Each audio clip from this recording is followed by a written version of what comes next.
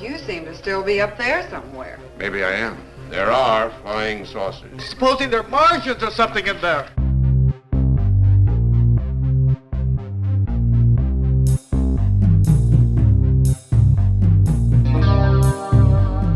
Hey guys, welcome back to another Weird Wednesday. I'm SubmitWeird, and this is Mark Muncy from Eerie Travels. Mark Muncy. It's great to have you on the show. I've been wanting to find any excuse to get you on for quite a while now. Thank you so much for being here. Oh, it's a pleasure. You're my Wednesday morning road trip music, and we listen to the podcast all the time. So I'm glad we finally made schedules work. So yeah, well, I've come on your show. We talked about Indrid. Yeah. So that we had a little collaboration there, but things were so busy with Indrid, at the time that, I just never really had a good excuse to bring you on. And so now I'm like, I'm going to make this happen. And, what better way to make that happen by asking Robert yes. to make an appearance on the show as well. We need to ask permission before we even start talking about this. Yes. So yes. That's that important because I do all the creepy things. I've been all the creepy places.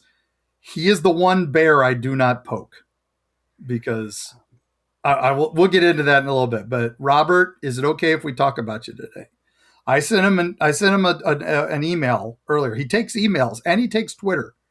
So I'm sorry, X. I did not know either of that. Yeah. So love that. Well, I emailed David Sloan, his handler, and said, "Hey, could you ask Robert for me?" Thank God you did. I didn't even think about that before I asked you to come on. I was like, learn the hard way.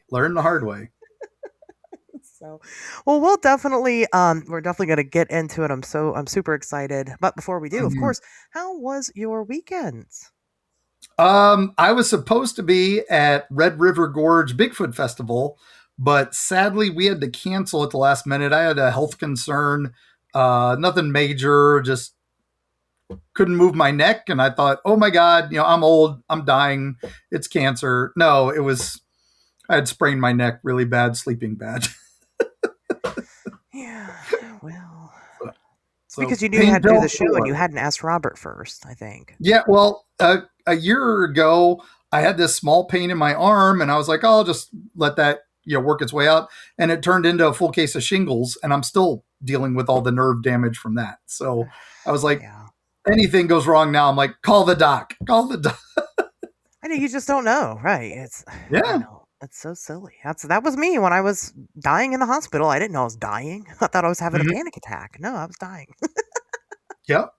No, you can laugh about it now. It's exactly. But look at Jim Henson. He thought he had a flu. Yeah. So. Yep. You got to get yourself checked out. Well, I'm glad you took the opportunity to take care of yourself. Hopefully you got some good rest in over the weekends. Well, the pain pills were adorable. So yes.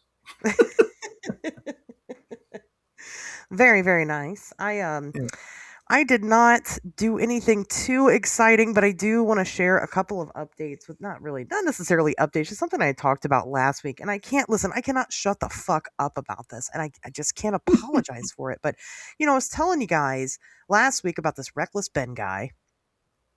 Because you're kind of a nerd, have you seen this Lego scandal going on?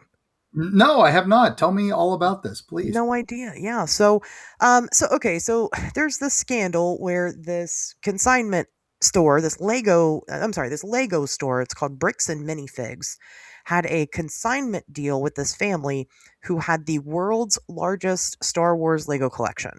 Okay. Oh, wow. And and the gentleman that owns it, he's up there in age, so he decides to sell off the Lego collection and does it via this consignment contract he had with this Bricks and Minifig store. And so something had happened, and basically the store has stolen this guy's whole Lego collection and has not paid him for it. Yeah. Oh, wow. And it's a whole long story. So, I found out about this because I follow this YouTuber. His name's Reckless Ben, and I've talked about him enough on the show, but Reckless Ben is amazing. I mean, he is the best investigative journalist I've ever seen in my entire life. Okay.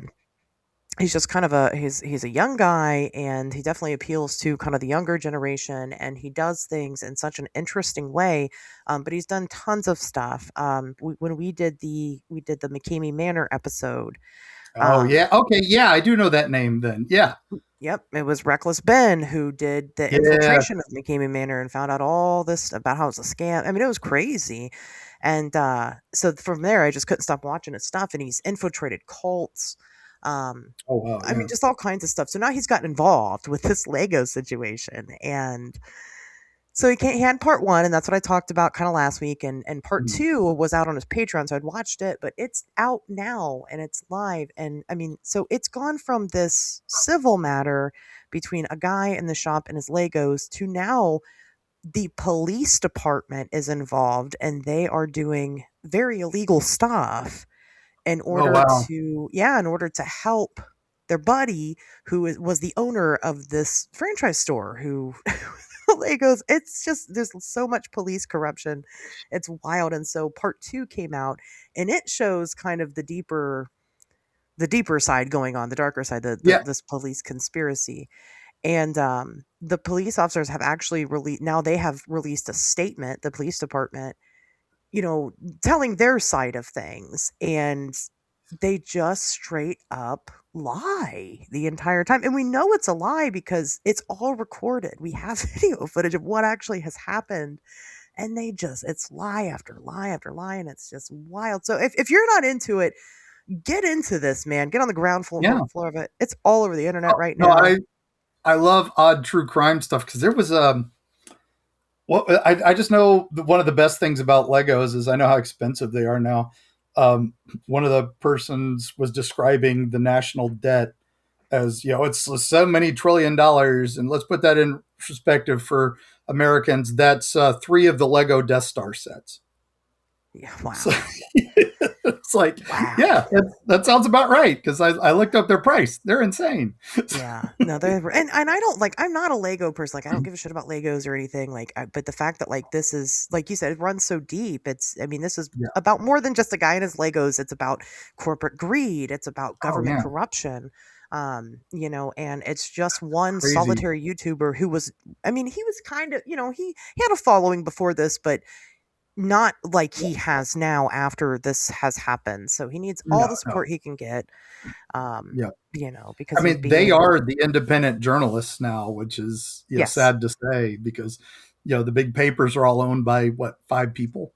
So and the news channels even less. So it's we got to get where we can get. So we definitely do. And he's just genius. I mean, he thinks of things that nobody would ever really think to do that actually works. And I mean, he documents everything, and some of it's so silly. Like, he does some trolling for on these people. I'm not going to act like he doesn't. He definitely does.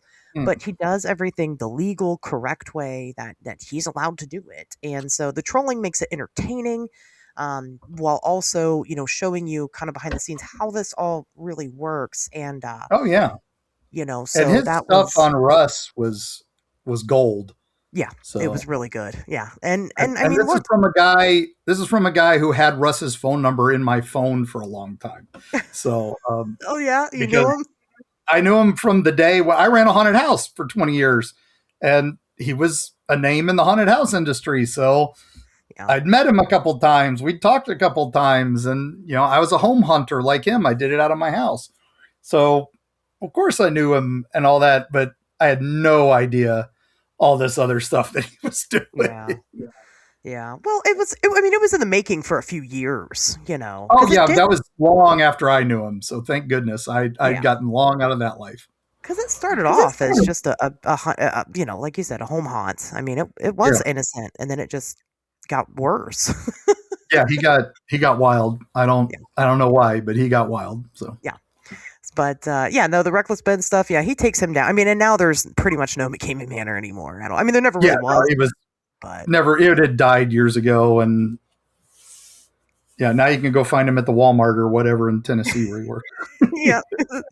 And this is just that nail in that coffin. So go check Sorry, out. Russ, you just should have just kept walking around Trans World and making videos for everybody. You'd have been doing just fine. So, jeez, what a monster. But Mhm. so yeah, Anyway, strap yeah. and get in on that. One of the things I think I had mentioned last week, and I don't know if I did, but if I did, I want to correct myself, because I was explaining so he's also got this Patreon series that he has, which he's got these movies that he's made, and he's waiting to release some of them because he has to wait for the statute of limitations to. Oh. But one of his movies was about finding the identity of Banksy, the artist Banksy. Oh yeah, that I think got released a little while ago. Literally had That, just happened. Yeah. mm, He has been unmasked. We know who he is now. mhm. And when I was talking about it, last week, I didn't know at that time, and so I just kind of got the hair up my ass to Google it. It really did just happen like a couple weeks ago, and Yeah. after Banksy's identity was revealed, his value fucking plummeted. Oh yeah. Yeah. Plummeted hard. Well, I because think he's just people. some old white guy. That's the Yeah. last thing they wanted. Yep. He was just some middle-aged white guy, and they're like, oh. Yeah, which is why nobody would stop him while he's filming, making things and stuff. Nobody would have thought about it. Right. That's how he got away with it. Yeah, Just like our good buddy Injured Cold, you just blend right into the surroundings, right? blend into the crowd. And so I thought that was super interesting. So anyway, that's what I've been doing. There's been like video after video about this situation, and I've just been consuming everything that I can because I'm just so obsessed with it right now. And I want everybody else to be too. But something else exciting did happen. And no, I have not gone out there yet.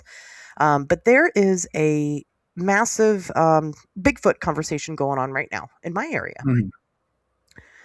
So over the weekends, or maybe right before the weekend hit, there was this woman who posted to a couple of local Ohio Bigfoot groups, Mm.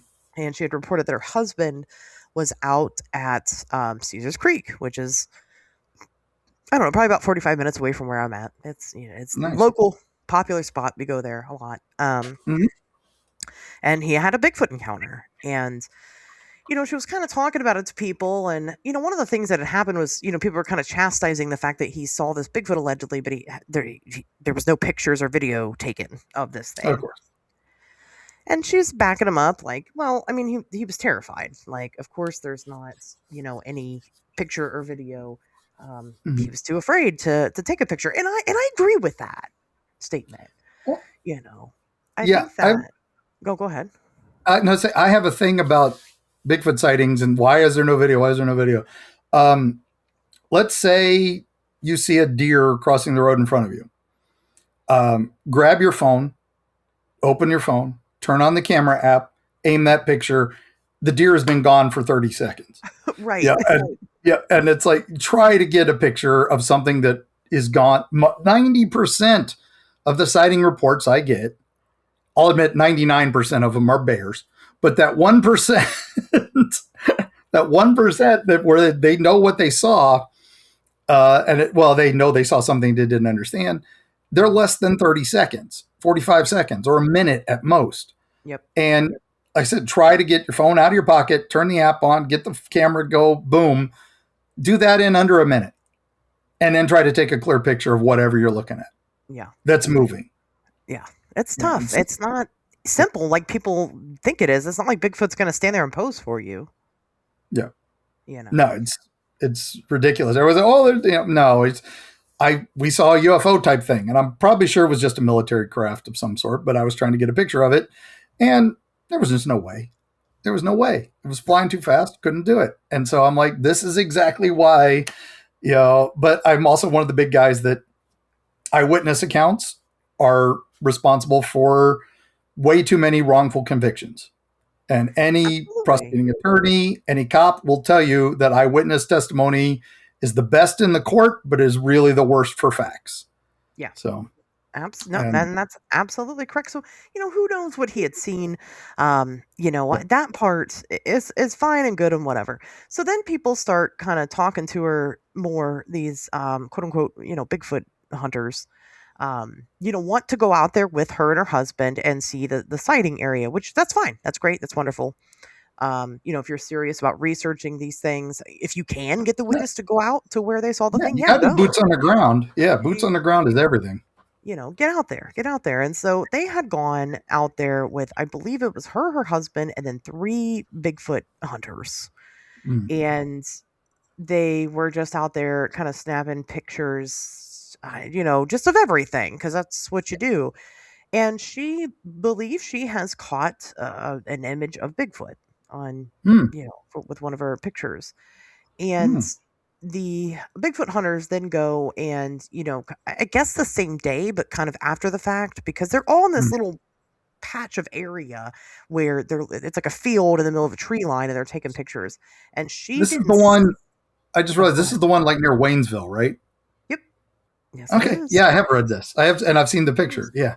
Yep. And so, yeah, and it's, she didn't realize that the Bigfoot was there while she was taking the pictures. It was something that they had seen Mhm. after the fact.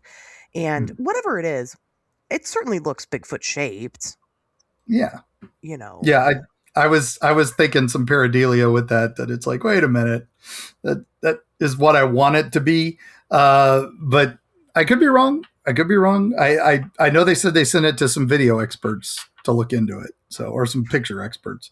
which I don't think, I don't think that means, and I mean, I don't think it means anything. I think that I agree with you. I think that it is just a perfectly placed shadow, and that's what I think. And I think that when they did their comparison picture, obviously they didn't nail it. Mhm. And that's the problem. We know that because we can see a walking path in one picture, and then it's like gone Gone in the later. other. Yeah, it's a little different time of day, Yeah, a little different angle. Yeah, it's just there's a lot that they didn't. They tried, but they didn't. yeah. I mean, Do again, we want to believe, so we kind of see what we want, and sadly, that's not evidence. That's exactly. And so it's been the talk of the town. I definitely want to get out there, but like we saw with the earlier, we just had this quote unquote Bigfoot flap here in Ohio. People are now flooding the area, so it's like you're gonna Yeah. scare whatever's there anyway. It's not coming out. So Yep. I'm gonna wait a minute. But I will say that area I've definitely had, again, being a local here, definitely had a great amount of sightings of different Mhm. things, from the area. I literally just wrote a book about things that go Yeah, on. yeah. But one of the most interesting ones I had, and I figured it's a good time to reshare this one. I've shared it on the show before, but I will say, I was at my day job one time, and I work from home typically, so I don't know anybody at my actual day job. But I had to go in. I had some equipment issue, and the gentleman that was there, he has no clue who I am, right? Of course. And Yeah. I don't know who he is. Again, we don't talk to each other Yeah, on a yeah. daily basis. But for some reason, and I don't know why, Mothman gets brought up. And I didn't bring it up, he did. And I just kind of laughed. And I'm like, it's really funny that of all things, you bring up Mothman. And he's like, why? I'm like, because that's what I do. I do that for a living. And he's like, what do you mean? So I explained to him what I do. And he goes, well, I saw it. I'm like, what? You saw He's like, well, I don't know. I don't know if it was What? Mothman. I don't know if it was the Crosswick monster. And let me tell you about the Crosswick monster here for a second. Nobody knows that is a deep cut. Nobody knows who That the is a fuck deep the Crosswick cut. monster Yeah, is. we put that in our book, Eerie Appalachian. People will say, "What? What is this?" I'm like, it's a whole thing, man. I tied it into Mishapishu, and because I think it fits that description too. So Interesting. It's to me, it's one of the greatest cryptids that's never talked about because yeah, something fucking happened there. yeah. 3 news accounts from 3 local papers, not just taken and run with. These were 3 different local stories ran it. So Yeah, so I was like, what are you talking about? You saw either the Mothman or the Crosswick monster. And he's like, or maybe it was Bigfoot. He said, I really don't know. He said, I was sitting on my porch, and he lives in that area in Waynesville, kind of on that border there. Mhm. And he's sitting on his porch, and, he lives in the middle of the woods, and he's got binoculars that he keeps out on his porch so he could see the animals off in the distance and what have you. So he starts seeing some kind of shape, and he's thinking, "Oh, it's okay. It's a deer," because we don't have bear in this area. We're too Okay. far south for that. But he pulls out his binoculars and he looks and he still can't quite see it. All he could see that it was a figure that looked, kind of shaped like a man, but had something on its back. And Interesting. so, yeah, so he didn't know if it was wings. He didn't know if it was like spikes. He didn't Wow. know if it was carrying something. He wasn't sure, but he said it wasn't a person, because it just moved weird. So I don't know. It was a really interesting kind of synchronotic type of situation that I just happened to find myself in, to no fault of my own, no work on my behalf.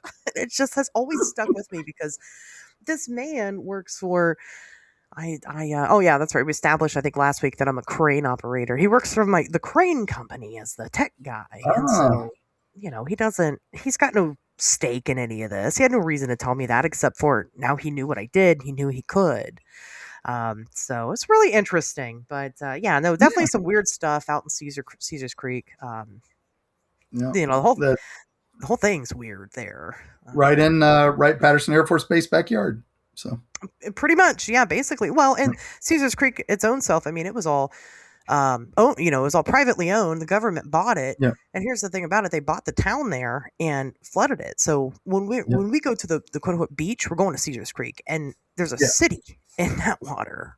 Oh yeah, that's so much of where we live in the Smoky Mountains are flooded towns because they needed them for the dams that were supposedly powering Asheville and the growing cities. And no, they were building the Manhattan Project. We just didn't want anybody to know.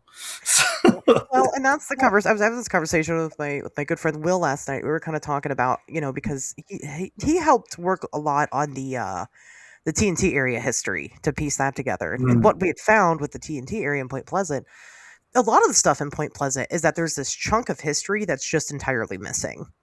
Yeah. That nobody really knows what the hell, and so he had mentioned that about Caesar's Creek. It also has this chunk of history that's just gone, and we don't know what was going on during that time period. So, I don't know. Again, weird place. I believe Bigfoot could be there. I don't believe this was a picture of one, though. No, agreed. It's a possible, but again, yeah, I agree with you there. That's a stretch. That's a stretch. Yeah, so. It was a far one.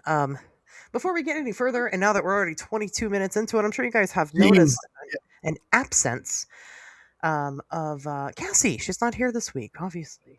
She was abducted by aliens, aka her father. So hopefully he brings her back next week. So I just figured she heard I was coming and said, nah.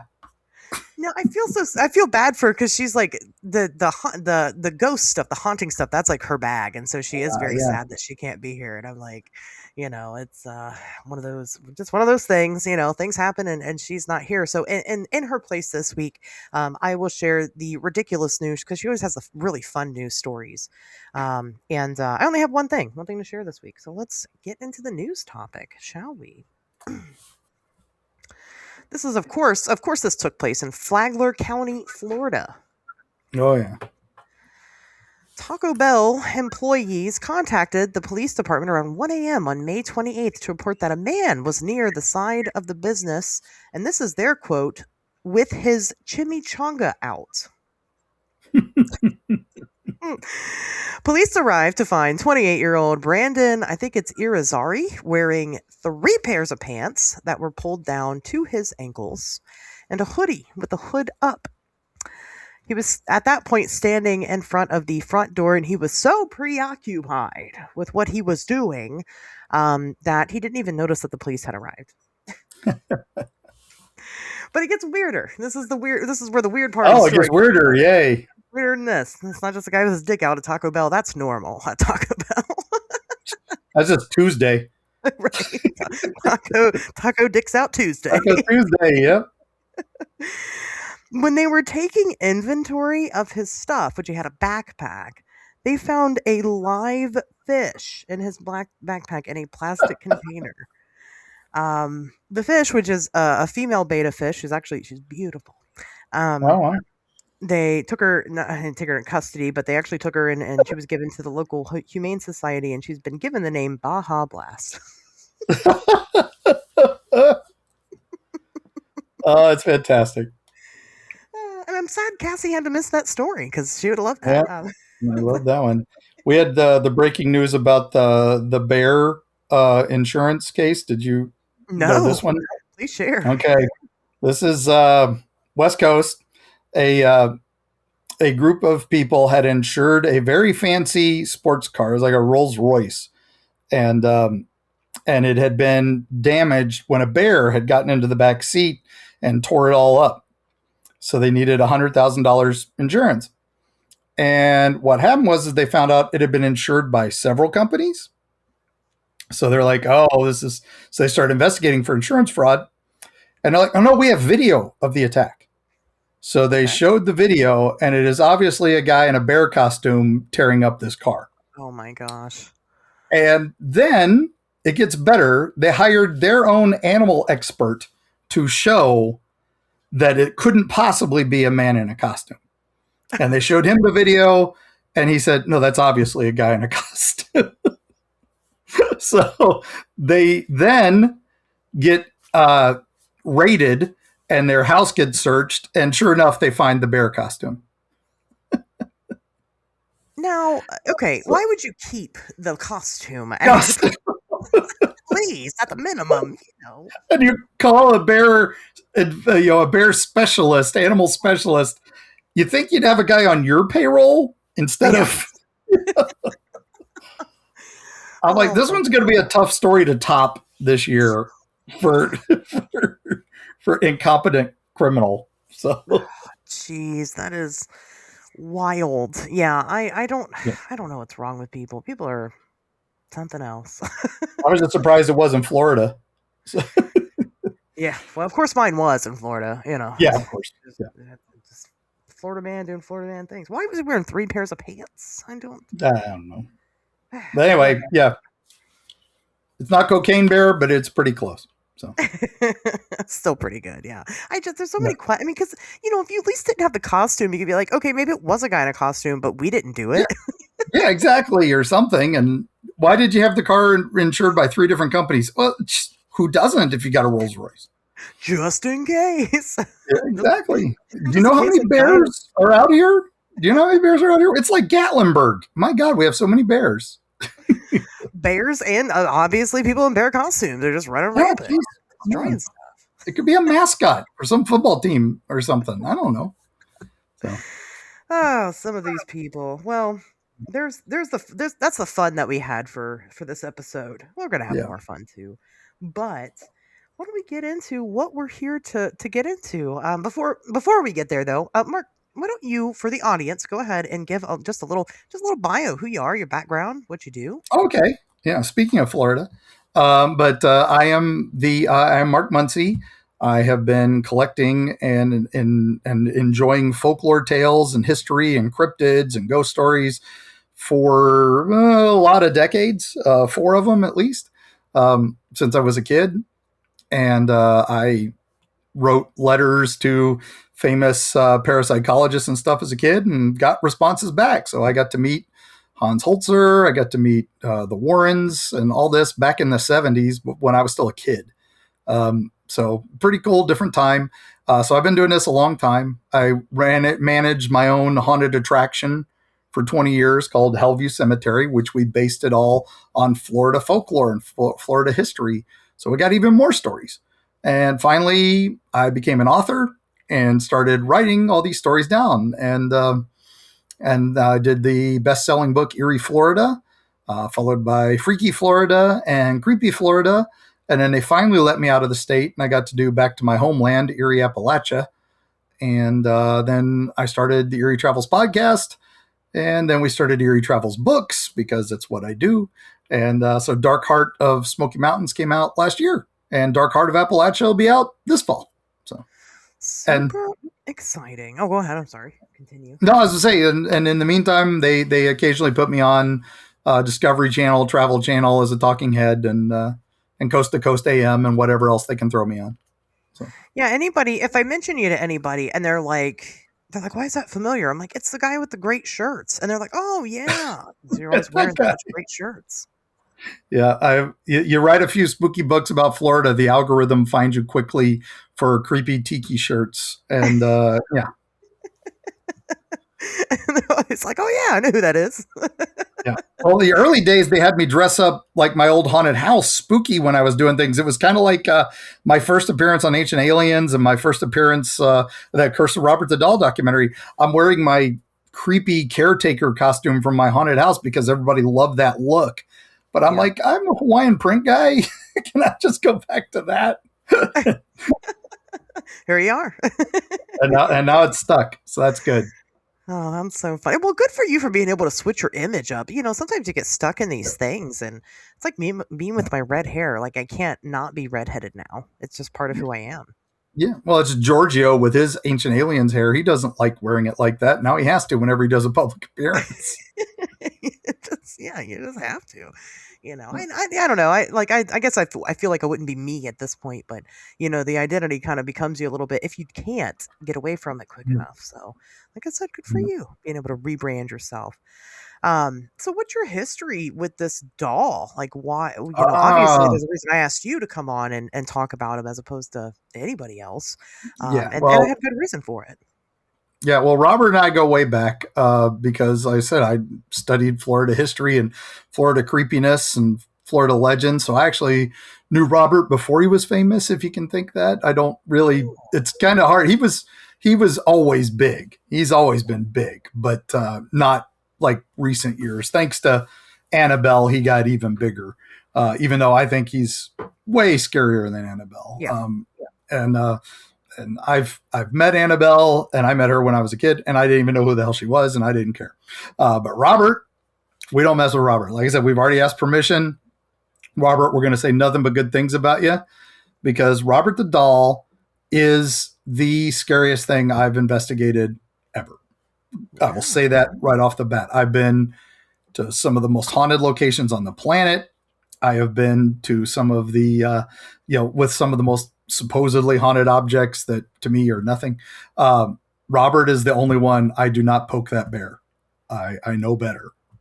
Wow. So, do you think that's just culturally or just or because of your experiences? I think it's a bit of both. I think when you first get in that presence of him, I don't care how unsympathetic or empathetic you are to it, you'll note there's something about Robert. But anyway, he is probably the most infamous haunted object in Florida, if not the world, in some ways. And I got to go down and tell his story for the book Eerie, Florida. And I had met him working with the late, great Charlie Carlson on his book, Weird Florida, way back, I would say 1990s, when I was just a kid still, basically. I was a new dad and was working with him on that. But I was his intern, one of his many interns. But Robert was one of the ones that we really wanted to cover. He was, like I said, a known entity, but not famous. So it was cool. And then when they did the documentary on it for Discovery Channel or Travel Channel a few years ago, they brought me in as a talking head because I knew the rules, I knew the history, and David. Now, David Sloan is Robert the Doll's handler. Mm-hmm. And he is the man for Key West. Go down to Key West, talk to David. He will get you in with Robert. He'll take care of you and all that. So he is the man. I am what they call a friend of Robert. It's kind of like when you're a Disney character. You're allowed to be a friend of Mickey, a friend of Minnie, but you're not supposed to tell people you are Minnie or Mickey in costume. I'm a friend of Robert. And so that means when there's a hurricane or something dangerous coming to Key West, that is the only time Robert leaves Key West. Despite what Mr. ZB likes to say that it was in his Vegas place. No, he never leaves Key West unless there is a storm coming or something disastrous. He did go to Clearwater for one paranormal convention way back in the 80s. So he has a site B if it's pretty bad, but he can stay close. There's a site C. I'm site K up here in the Smoky Mountains. So if he's with me, that means Florida is underwater. So Ooh, Gosh, I guess I hadn't really thought about the fact that he may come and go because of something that there's a backup plan for him. Well, Well, we'll get into he's those yeah, details. he's priceless. So yeah, he's Yeah. a unique. So we have to take care of him. So So uh, let's talk about just Robert's general history, and then we'll get on to what I find is really fun stuff, like tidbits like that. Who is Robert the doll? okay, so 1904. We like to say get in the Wayback Machine on our show, and we'll go back to 1904. And we're going to go to Germany, and there's a company there called the Steiff Company. They make dolls, and they have a window display where they make 6 fancy dolls. They are about the size of a small child. They're a couple feet tall, same proportions as a kid, and they're dressed as Harlequins for a display. And they're stuffed with Excelsior, which is wood wool, and they've got this hand painted face. And anyway, we know of that display. We know one of those dolls is Robert. The rest of the dolls gone to history. The owner of the doll is this man named Robert Eugene Otto, or Gene Otto. We'll get into him in a bit, but his grandfather is in Germany on a trip, somehow sees those dolls and winds up purchasing the one and brings it home from Germany. And his family lives in Key West, Florida. So he gives it to Robert Eugene Otto, his grandkid, for a birthday present. So now Robert was born in 1900, so he's like 4 or 5. He's a young kid. And his father was a local doctor. They lived in this beautiful Victorian home called the Artist's House today. But Gene just got the doll around his 4th birthday, and he said that he loved it because it's basically like the My Buddy doll of his time. It was the same size as him. They could share clothes. They could share everything. So he just dressed the doll in his clothes and spoke to it constantly. And it was his best friend. And then weird stuff started happening around the house. Everybody said the doll was talking back, that stuff was breaking and furniture would be overturned. And they would say, Gene, stop this, or Robert, stop this. And he's like, I didn't do it. Robert did it. And he blamed the doll. And they would go, wait a minute, you're Robert. And he'd go, no, I'm going to go by my middle name, Gene, because the doll wants the name Robert, and I'm going to give it to him. Oh, I didn't realize that's why he went by Eugene instead. Yeah. So he gave the doll his name. And, nowadays we'd have just given that kid some Ritalin and we wouldn't have a story. Right. But, yeah, he got the doll. The doll took his name. And that's the beginning of the story. The stuff still kept happening. There's a lot of origin stories of Robert, the legendary origins that the doll was given to him by a Bahamian maid that worked there and lived there. There was a bit of a scandal with Robert's dad having this servant and her daughter living in the house with them instead of in a servant's quarters nearby. Remember, this is 1904. So some people said that the reason the daughter lives with the daughter lived with them is because he had an affair and it was his kid. All that fun stuff. But of course, she's a voodoo queen and she made the doll or she cursed the doll. There's no history of any of that. Honestly, that's folklore, dressing it up. Sure.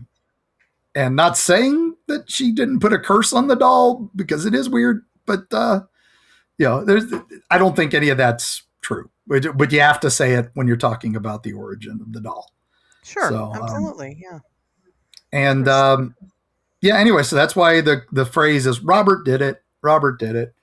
But so Gene grew up and, as kids do, put away childish things and left. He went to Paris. He studied art in New York and then Paris. And then he met a beautiful woman in New York named Anne, who was a singer. She was like the talk of the town. She was very well trained and, superstar. And she's, she and Gene are doing great up in New York. But then he finds out his parents are ill. So he returns to Key West and she comes down with him. And then somehow in the attic, they find the doll. And he's so happy because he's found his best friend from when he was a child. And suddenly their life goes crazy. He becomes this superstar, walking around town and always going out to eat with the doll. She had to wait until he went in with the doll, and then she could come in and sit with them. They always had a special place set for Robert. Whenever they'd go to some dinner, he would come in with Robert, and then she was allowed to come in later. Wow. He becomes the talk of the town. She's become the wife at home, and not happy about it, sadly. Wow. I didn't know that either. Yeah. And the weird stuff is happening in the house.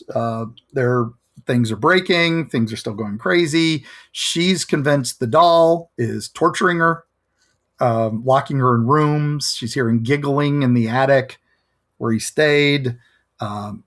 Gene has turned the attic into his art studio because he's, an artist, but his art isn't selling. Nothing's going on. He's just the local character. If you know Key West, it's the only town to secede from the United States and declare war on the U.S. and then immediately surrender and demand foreign aid. That's how you know Key West. So the fact that this guy is the oddball in Key West, that tells you something.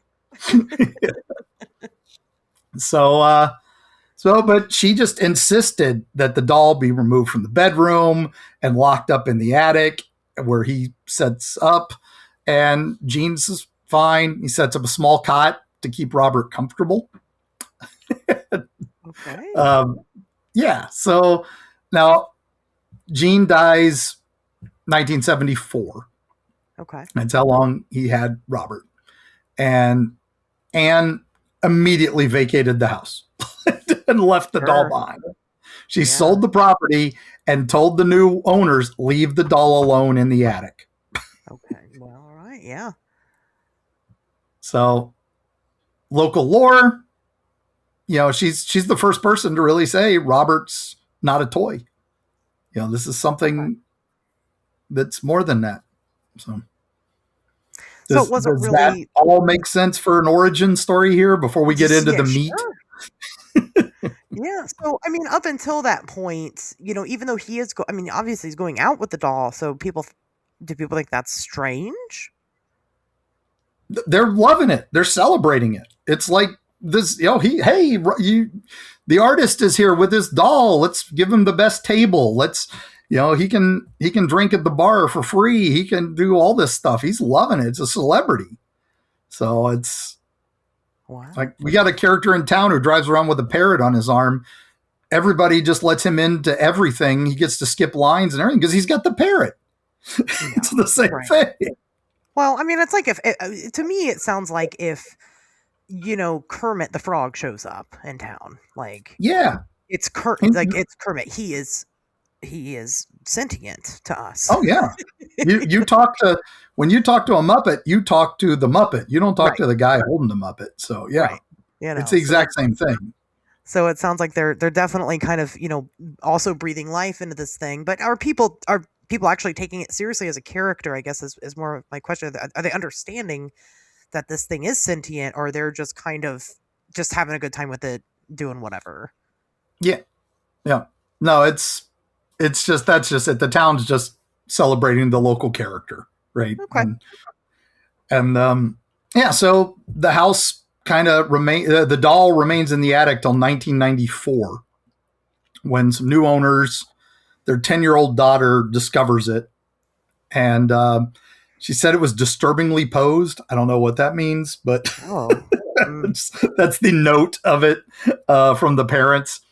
And the doll apparently attacked her and tried to harm her. And, so they locked it away. And another owner came, got the house, and she found the doll and had heard that it was famous. So she was excited to have it. And a very short time later, she shows up at the Fort East Martello Museum, which is a Civil War fortress that is now being run by the Key West Art and Historical Society. And they said, take this. This is Robert the Haunted Doll. I want nothing to do with it. Sure. And they were like, what the hell is that? And they're like, so they took it. And then they learned, okay, there's some history to this thing, but what the hell are we going to do with it? So they just kept it in the back room. Mm-hmm. But Robert wanted to be seen. So he started messing with them, lights going on and off in his room, the storeroom, again, hearing giggling, hearing running footsteps, usual stuff. Most famous was a plumber came in. They had an issue and they brought the plumber in and the plumber's working on it. And then suddenly the doll was standing at his feet. He freaked out, obviously, and left and warned every other plumber in Key West never go there. So they now had to get plumbers from Miami, which is a good, hour and a half drive away. And so they decide, all right, well, we better put this guy on display. And sure enough, they put him in a little display case without much fanfare, but man, did he blow up. So, because again, they learn by trial and error with Robert. They learn quickly Robert has rules. And these rules are figured out because of people saying what happened to him. Now, some basics for the haunting is that, people see Robert's movement. He moves, positions change overnight. He's in a locked, sealed glass. Mm-hmm. But sometimes he's found standing. He sits in his little rocking chair. Sometimes his hands are in different things. Curators always check his post first thing in the morning just to make sure he's sitting where he's supposed to be. Okay. People say they've seen his eyes following them and other stuff. I don't know about any of that, but people see what they believe. Sure. All right. So he's in this climate controlled plexiglass display box. Yeah. He has the sailor suit that is iconic.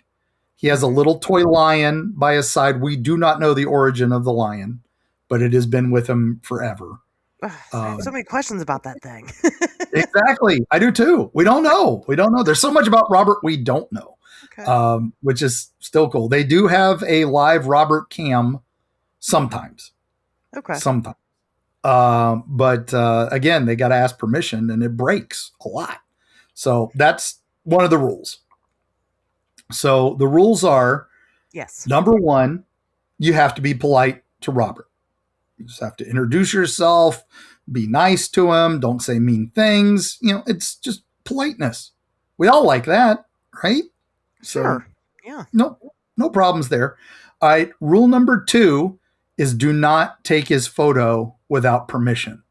Do not take video. You're not supposed to speak about him, not do things without his permission.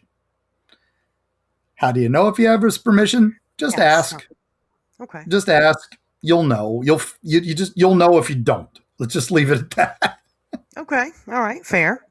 If you get that weird feeling that, all right, maybe not take the selfie.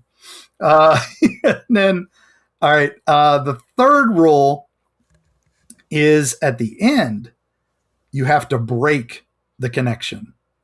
So you have to say goodbye, Robert. Don't want, it's just, politeness. Again, it all boils down to politeness. Mm-hmm. And then you do have a get out of jail free card if you screw any of that up. It's technically not getting out of jail free. It's kind of after the fact. So you'll already be locked up, but this is how you get out, is you write him a letter of apology. And you say, I'm sorry, Robert, screwed up. And, please remove your curse. Because the curse is what Robert is known for. Yeah. And and all right, immediately you go, okay, this is all, folklore and nonsense. That's me. It's folklore and nonsense. He gets 100 letters a month of people apologizing to him. Wow. A month.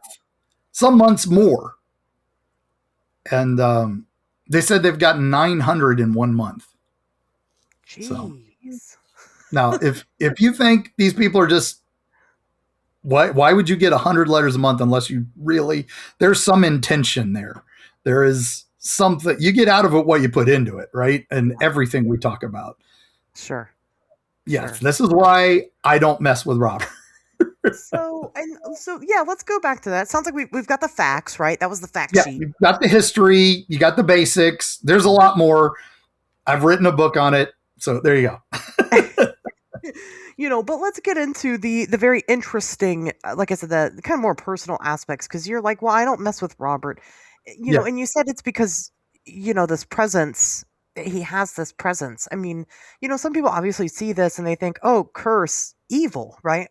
Robert isn't inherently evil. They just look at him and they're like, oh, look at that guy. He's pretty withered. He's looking, well, to me, he looks very handsome. And exactly. He's a beautiful boy. He's a beautiful boy. Let me read one letter to you. Yes, this is one I kept because I love this one.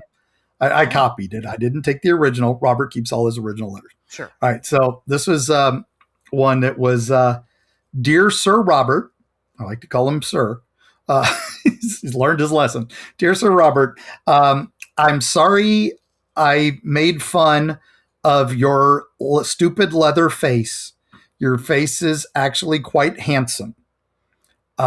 Please remove... Oh, and I'm sorry I said some other things that weren't quite nice, and I took your picture without permission. Please remove your curse. I get the message. Please fix my eye, my Xbox, and my marriage. Oh, no. Not the Xbox. I love that he put it in that order.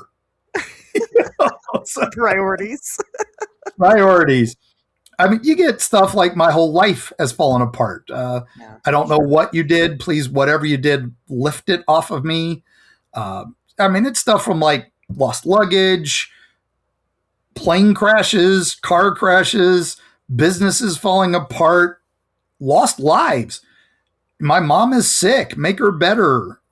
She didn't mean to be mean to you. She didn't mean to make fun of you. One military group, the whole platoon wrote him apology letters because they treated him like a fool when they went in drunk. And it's 3 presidents have written this guy. Can we read? Are the letters available to us, the public, to read? Yeah, they used to be hung up on the wall, the latest ones.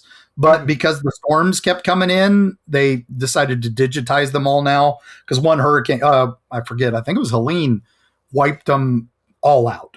And they had to scan everyone they could save.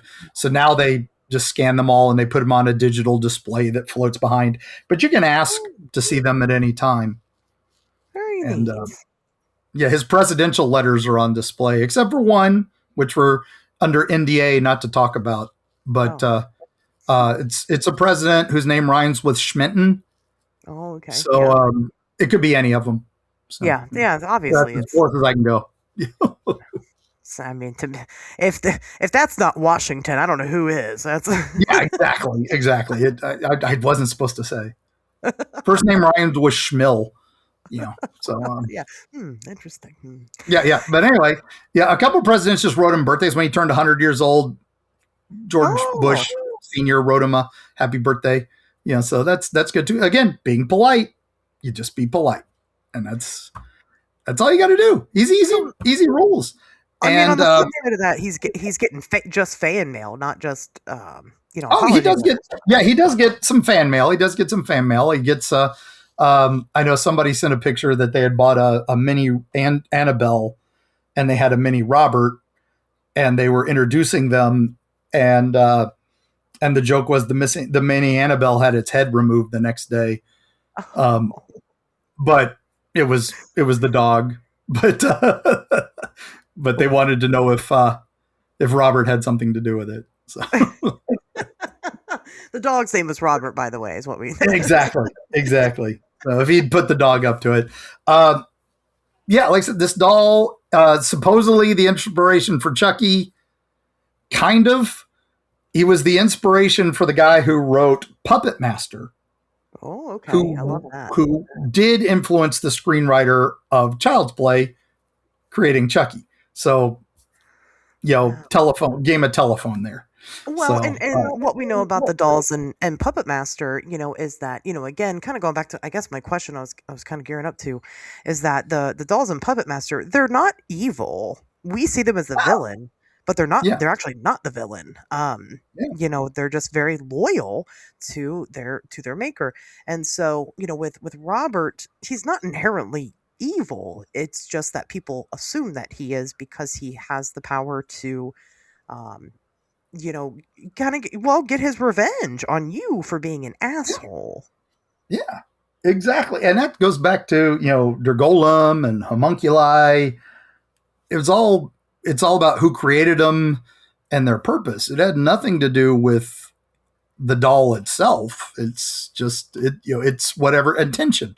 Intention is everything. And what you put into it is what you get out of it. And that's what I've said for magic, anything like that. You get out of it what you put into it. So, are you uneasy around Robert? Oh, heck yeah. So we did the documentary. All right, I will give my anecdote here. We did the documentary for the Shock Doc, Curse of Robert the Doll, and they made a stunt Robert for, the documentary to do all the things like make the doll move and do all that. It was actually made by the Jim Henson Company, speaking of Muppets. Oh, yeah. And the guy who was the Muppeteer is the same guy who Muppeteers Uncle Deadly, my favorite Muppet. Yes. So I was very happy with that. And that guy has a list of all the Muppets he's allowed to be, and they had just added Robert the Doll. So Robert the Doll is the official Muppet. It's great. As a huge Muppet fan, I love all of this. Yeah, I know exactly. I was like such a big nerd with this guy. I'm so sure I annoyed him to death. But we introduced Stunt Robert to Real Robert. And immediately I said to the producers, I said, now you have to treat this doll exactly this puppet, this Muppet, the same way you treat Robert because of transitive properties. We have just, it can continue. And they were all like, ah, ha, ha. And I'm like, no, I'm serious. It's what we do. I don't want to die. I don't want my life ruined.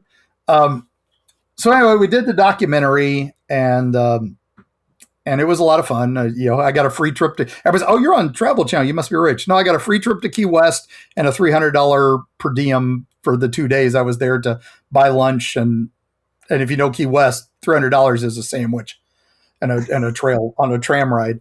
And not even at the good places. Anyway, we filmed in the artist's house up in the attic, up in the turret room, which is now a bed and breakfast. You can go stay there anytime. You can stay in the turret room and stay where the doll was for many a year.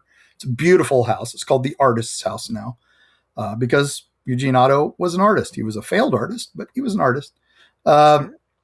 Anyway, I was there. We did the documentary. I came home. And, you know how you film these things. You got NDAs. You're not allowed to talk about them for a long time. And that week, both my children were in car accidents on complete opposite sides of Florida for no reason. Just, random happenstance. But I realized, all right, I screwed up something. I thought I was following all the rules. So I wrote Robert a letter. Said, I don't know what happened. I'm sorry. Guess what? Everything was fine. Everybody turned out okay. No more issues. No more car accidents. I'm like, all right, so we're good. You had to learn the hard way. I did. Like everybody, something happened. And I can't blame it on Robert, but I'm like, there's no reason not to write him a letter. Sure. It can't hurt. Again, you get out of it what you put into it. So I put, please find it in your heart to forgive me, Robert. I appreciate it. I don't know what I did wrong. I'd appreciate a notice of what I did wrong. So Please respond. Here's a stamped envelope. I will say a modern one that kind of changed one guy's thing. I don't know. Speaking of YouTubers, do you remember Colby Brock? I do not. He was a big paranormal YouTuber, and he goofed off with Robert and developed testicular cancer right after that. So there you go. Wow. Oh my gosh. Did he survive? And of course, Ozzy. Yep. Ozzy blamed his failing health towards the end on the doll because Jack bought him a mini Robert. They took it on their last tour for some show he did. I be honest, I didn't watch it. And he got in a crash and the van kept breaking down and he got bad health and he blamed it all on that doll. So, yeah. And again, he bought a mini Robert, transitive properties. It's easy to, if you make an effigy of an effigy, how is that not going to be haunted? Because you have a mini Robert. Oh yeah, I take him everywhere, and we are very nice about Robert. We are very nice to Mini Robert. Oh yeah, and we call him Fun Size Robert. Yeah, Fun Size Robert, Travel Robert. Yeah, I like him. I took my picture with Robert. I asked. Yeah. Always. That's all we say. We put a little sign on it says, "If you want your picture with Robert, just ask him." Yeah, so that's all we say. But has anybody that has taken pictures with your Robert and not asked, reported any, or encountered your Robert, had any issues? We had a lady. I'll never forget. My publisher was with me. My editor was with me, and we were at an event, and we had Mini Robert, and some lady came up and was like, "I'm going to get a selfie with Robert," and I'm like, "Well, make sure you ask permission." And she's like, and then she starts to take her picture. And we watch a crack on her screen just form and start going all the way across her phone. And my editor turns to me and says, "That doll does not stay anywhere in our hotel room tonight." And I said, "Do you realize what you're saying?" And she's like, "Oh, that doll stays in a place of honor in our hotel room tonight." I'm like, "Yes, now you got it." Wow. I think that's a fantastic example.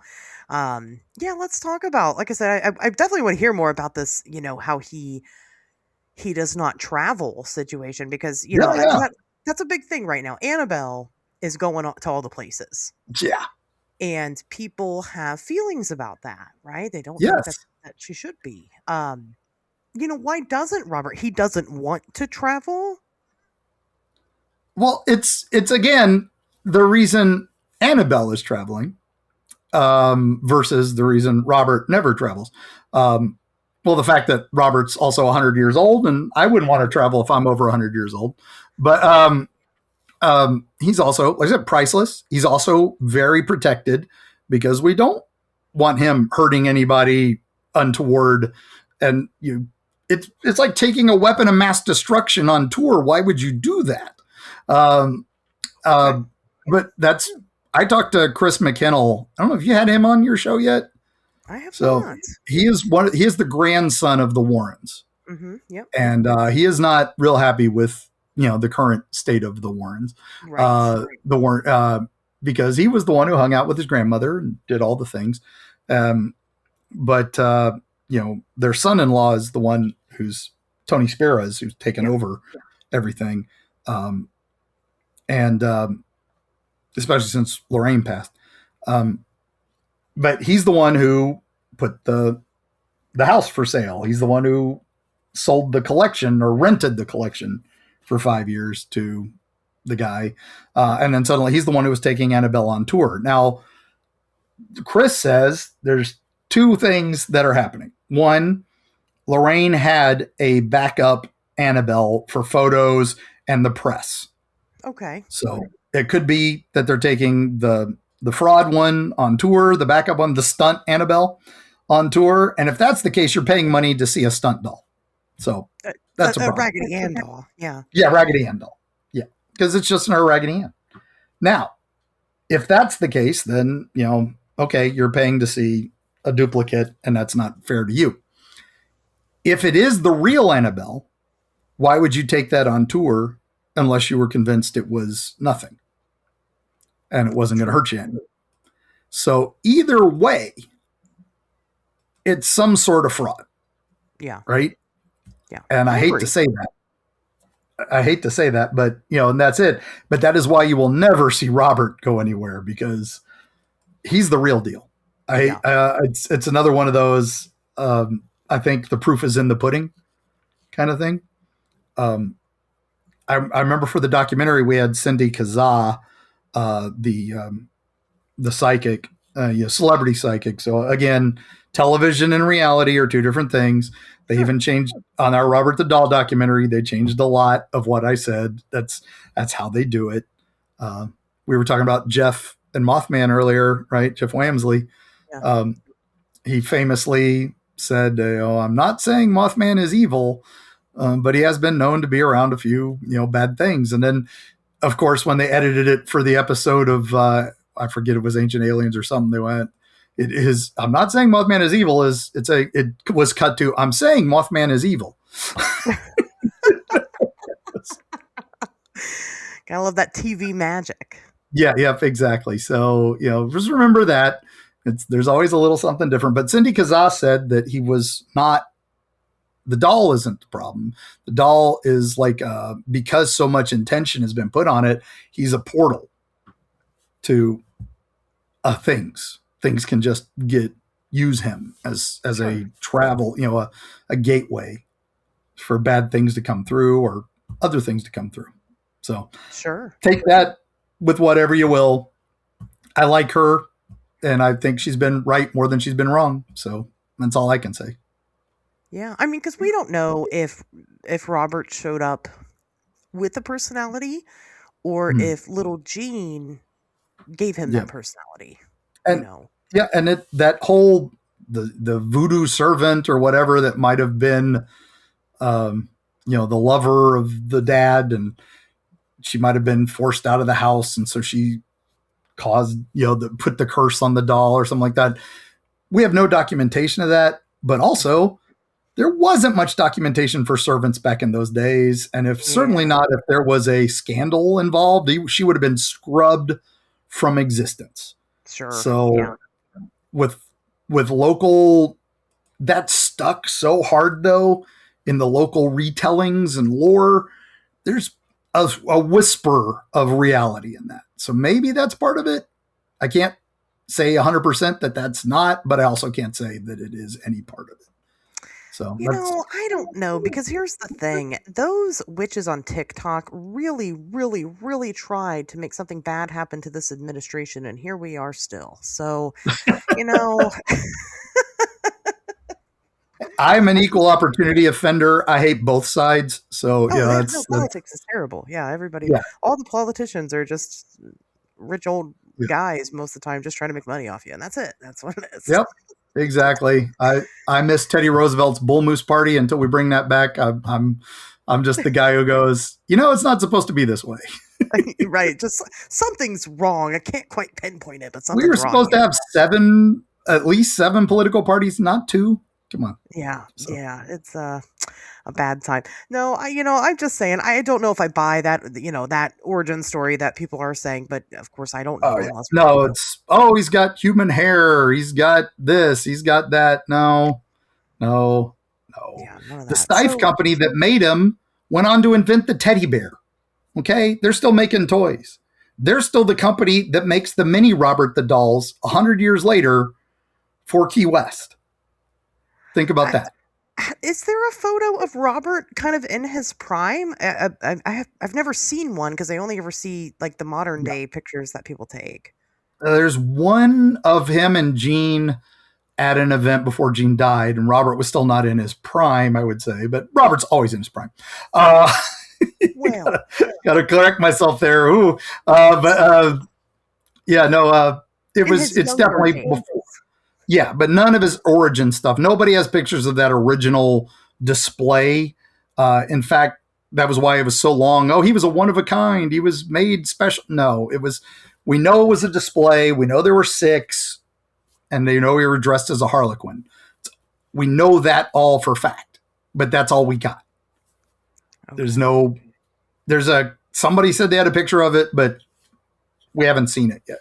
We've never seen it. Is it possible that there are the other 5 somewhere and just nobody knows that this it is could be real? Yeah, could be. Again, it's one of those lost to history little tidbits. I figure whoever invents time travel in the future is going to go back and grab those other dolls and sell them in the future. Do you well, I don't know. I kind of feel like Robert would like to be with those other dolls again. Oh yeah. Well, maybe that's, the time traveler does. But I go back to Doctor Who, where the guy traveled back in time to make 5 Mona Lisas. That would be my goal. Yeah, okay, good. That's a good idea. Yeah. Hey, Leonardo, pay me a couple copies for me. All right, thanks.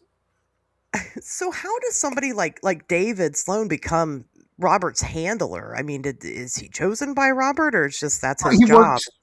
He worked for the museum that he's at. And that's that comes with the job a little bit. But yeah, he is the man with Robert. You want to have somebody on to talk Robert, that's who you really get. David's I go to for my Robert information. Although he and I together were the ones who figured out the say goodbye bit, because that was, it's fairy lore. You gave something your name, that's a fairy thing, or a fae thing. And then so of course it's going to become enchanted and haunted. And then later on, you got to be polite. You got to do all this stuff. Well, what happens if you don't say goodbye? You don't break that connection. Yeah. Problems. So. Yeah. I mean, just, well, and most people know that from, Ouija boards. Yeah, exactly. Or anything with the rules. We love rules in our cryptids and legends. I mean, look at Gremlins. That's why we love Gremlins so much. It has rules. Yeah. I mean, do you feel a sense of honor of being able to be called one of Robert's friends? I would. I'm very jealous. No, I was floored by that. That was definitely something you don't expect. But because we've treated him properly and we've spread the gospel of Robert, sure. and just say, hey, look, it's just one of those things. Don't mess with the guy, and you're not going to have problems. Just be nice. Be nice. How hard is that? If you want testicular cancer, go ahead and laugh at him. So. Yeah, I don't want testicular cancer in my life. Exactly. That would be all kinds of problems for you. Difficult, yeah. Like, well, I've never seen them before. Where are they? Mm-hmm. How did that happen? Yeah, no, definitely. I mean, I feel like that would feel very, very special. But they do a good job protecting him, so they do move him out of that area if they have to.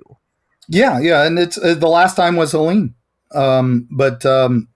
yeah, he's only like I said. There was one time he went to a paranormal convention in Clearwater, and I want to say it was late '80s, early '90s. I was there, and I think it was one of the first ones. The ghost hunters were at Jason Hawes and stuff, and they brought him into the building. It was at the Don Cesar, big haunted building, haunted hotel in Clearwater Beach, and I'm sorry, just Clearwater. And sure enough, they brought it out. And as soon as they brought him out, the power went out in the entire building. Oh, so, wow. So he could not have planned it. Yeah. Well, I guess you could have planned it, but it was perfect timing. So yeah, he was like, and they learned their lesson then. Yep, exactly. We didn't say, hey, Robert, is it okay if we have you in front of, a couple hundred people? And remember, this is early days of paranormal television, so it wasn't quite the madness it is now. Sure. Although it's dying down now, so that's good. I think it got a little too crazy. So. It is dying down a bit. Do you think that Robert likes attention? I mean, I know you can't answer for him, but do you think he likes attention? Oh, he definitely likes attention. He wanted to be seen at the museum. He wanted an audience, and I think that comes from his owner. Eugene wanted an audience for his art. And he never really got one. He wanted an audience every time he walked out to bring the doll places. He was getting an audience. And I think Robert got used to that. I think the doll liked that. He's a celebrity and he loves it. I think he wants more of that.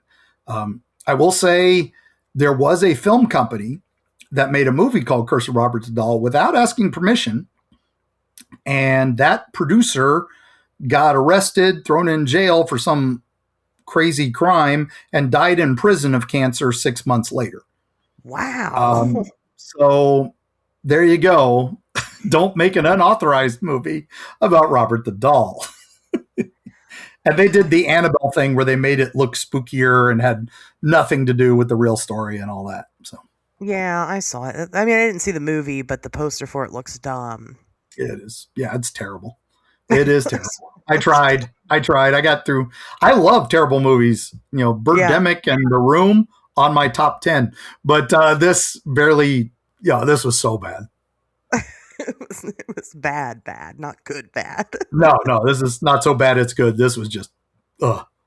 So he wants the direct attention. And maybe that's why he doesn't like being in like a convention setting, because he's not necessarily, that's more like that's very superficial attention. Yeah, he wants you to come to him. He's the Godfather. Yeah. I like that. I dig that vibe, Robert. I get it. I'm totally into that. I would love to go see him one day. I'd like to understand this presence. Easy peasy to go visit him. He's in the Fort East Martello Museum, where he's been since 1994. You just it's in the heart of on the edge of Key West, and you just if you want to drive to it, you can take the 11-mile bridge, or you can go, or 7-mile bridge.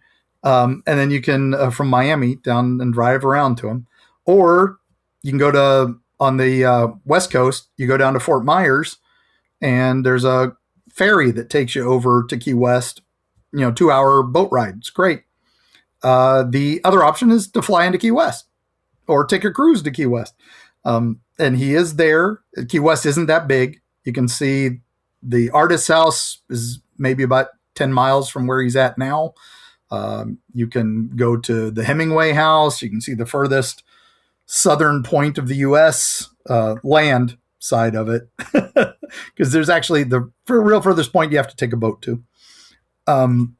But yeah, it's a beautiful place. We love Key West. There's all kinds of crazy stories. You can also see Maria of the Ghost Bride, of the Corpse Bride. That's a whole nother story. Carl von Kassel, this guy was so in love with this woman that he was convinced that he could bring her back from the dead. So he made a coffin for her and a tomb for her. And then he dug her up and did terrible things to her body. But he said he was married to her, so it was okay. And but he wasn't, never was. And he was married to another woman who lived in Zephyr Hills. But he wasn't even, he said he was a count. He said he was an electrician. He said he was a radar technician, and he wasn't any of that. So he was just this crazy man. And then the women all were on his side during the trial. Why would you be on his side when he dug up the woman and had sexual relations with her body? This is just wrong. That's so weird. So that was the guy that was trying to he would reconstruct different rotting parts of her body, and right? Yep. Is that the one? Yeah. Yep, that's the guy. And when he got off because the statute of limitations had gone, because he'd had her for years and nobody knew. She didn't even, by the time, because there's pictures of her when they found her, it doesn't even look like a person. No, and that was, and they put her on display because they didn't, the story had gotten famous. Oh, God. And he went on to write fiction about ghostly love and love beyond the grave and all that. It's just, and when they found him, when he died, he had made a copy of her. And it was just, it's so terrible.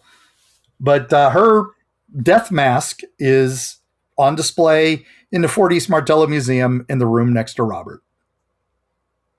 Oh, okay. So they've got all kinds of fun things to check out while you're there. Yeah, and a fun art display.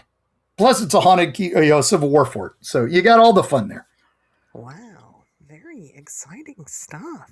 No, I wish I had all the time in the world to have you talk about all Yeah. the things. You're very knowledgeable about multitude of things. Um, we maybe we could pick another topic sometime in the future Yeah. and have you come in and educate us on all those things. I mean, you're well versed in areas of the country that I don't really get to, so I don't really get into them that much. It's hard to to Well, get that is into why things. our show is Eerie Travels, because I'm very well traveled. And we don't like to talk about a place we haven't been. We don't like to talk Sure. about places you can't go.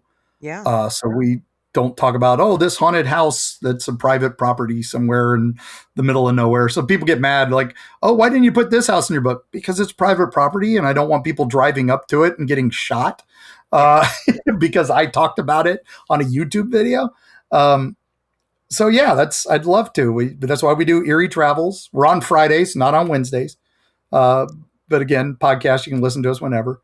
And yeah, tune in to us. Tune into this. We love on Wednesdays. We talk weird. We've had you on. So we talked to Indrid. You and I think, were the last two people that talked to Tanya that weren't in her small circle. We were part of that smaller circle, which always made me happy. I was so sad when she passed. Yeah, we bonded over Indrid, over our relationship with Tanya, Yeah. because because it really is very special. I mean, tons of people have talked to Tanya Damberger. It's not like people didn't know who she was, but not a lot of people knew her, No. Yeah, not a lot of people had really talked to her. No, So, no. So it's a special thing to have, and some of that for her was definitely by choice. I think she was able to read people pretty well. Yeah. As much as there's some question about her character in general. She was just a human. Yeah. We all are. So But yeah, no, we definitely had the chance to, like I said, kind of bond over that common ground there, which, like I said, is very special. So I think you also have her. I've told people before, I have, she was working on that second book, and I have what she had. I think you do too. Yeah. And it's one of those. We'll probably have to compare notes on that sometime and see what we can publish from that. So, but there's so many weird things with that, with her family and all that. I'm like, right now it's just on a file. Someday. Yep. Right. So it's there if they want it. That's what I always say. It's not mine. So yeah, no, they are welcome to. If they just let me know, I'll send it. I just need to know who to send it to. So we'll team up and write the rest of it if that's what they want us to do. I mean, they just gotta let us know. Yeah, we probably have the exact same file. It's just, who knows? Yeah. Who knows? It's not. This isn't going to be some national treasure where we've got to steal the Constitution to find the last part of Indrid Cold's message. Yeah. No, it's unfortunately, it's not really anything new that people don't know. It's just unpublished. I mean, that's what it is. But yeah. So I mean, like I said, that is a very again, another very special thing. Yeah. It's a small circle, and now we are friends of Robert. So there we go. Yes, and you have to do that. You gotta reach out to people and really get to know people. I like that you do that.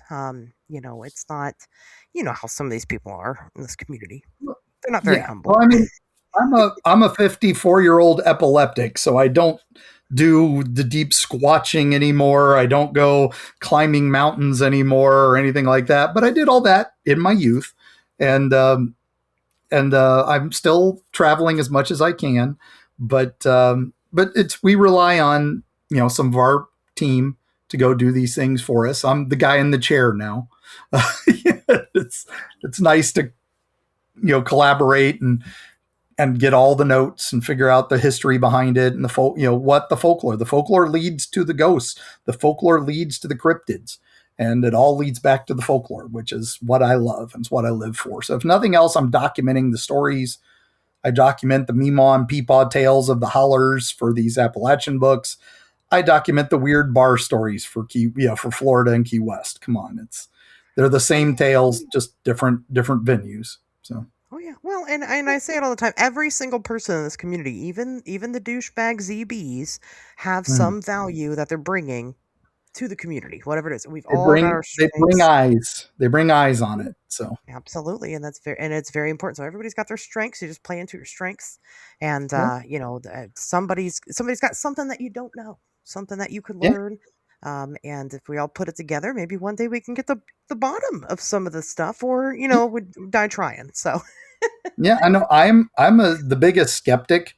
Even though I've had experiences, I still try to figure them out. That's why I'm always like, it's not supernatural, it's not paranormal. It's stuff we don't understand. It's yeah, things we don't understand. That's why I like UFO still instead of unidentified aerial phenomena. It was an unidentified flying object. It's unidentified. right, Uh, See a ghost, you saw something you don't understand. I really like preternatural that Shirley Jackson loved to say, which was something we don't understand yet. We yeah, probably will someday. Why some people can see ghosts, some people can't. Why some people can taste cilantro, some people say it tastes like soap. It's something weird.